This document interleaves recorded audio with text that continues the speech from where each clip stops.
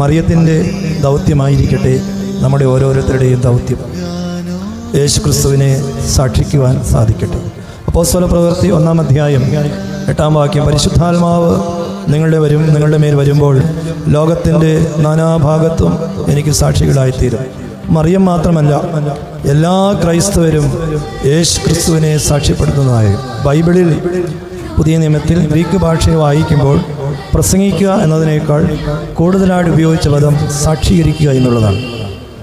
നമ്മുടെ കർത്താവിനെ ലോകമൊക്കെയും സാക്ഷീകരിക്കാൻ സാധിക്കുക. മറിയം ക്രിസ്തുവിനെ സാക്ഷിയായിത്തീർന്നു. നമുക്ക് നമ്മുടെ കുടുംബം, നമ്മുടെ ഇടവക, നമ്മുടെ ജീവിതം, നമ്മുടെ ആയുസ്, നമ്മുടെ വാക്കുകളെല്ലാം ദൈവത്തിന് സാക്ഷിയായിത്തീരട്ടെ. മനുഷ്യൻ്റെ കുടുംബമാണ് ദൈവത്തിൻ്റെ സാക്ഷിയായിത്തീരേണ്ടത്. മാതാപിതാക്കൾ മക്കൾക്ക് സുവിശേഷത്തിന് സാക്ഷിയാകുന്നു. കുടുംബം സമൂഹത്തിന് സാക്ഷിയാകുന്നു. നമ്മുടെ ഇടവക ഈ ദേശത്തിന് യേശുക്രിസ്തുവിനെ കണ്ടെത്തുവാൻ സാക്ഷിയാകുന്നു. യേശുക്രിസ്തു മറിയത്തെ തൻ്റെ ഉയർത്തെഴുന്നേൽപ്പിന് സാക്ഷിയാകുകയും ലോകത്തോട് ഉയർത്തെഴുന്നേറ്റെന്ന് പറയുവാനുള്ള സുവിശേഷ ദൗത്യം മറിയമിനെ ഏൽപ്പിച്ചു.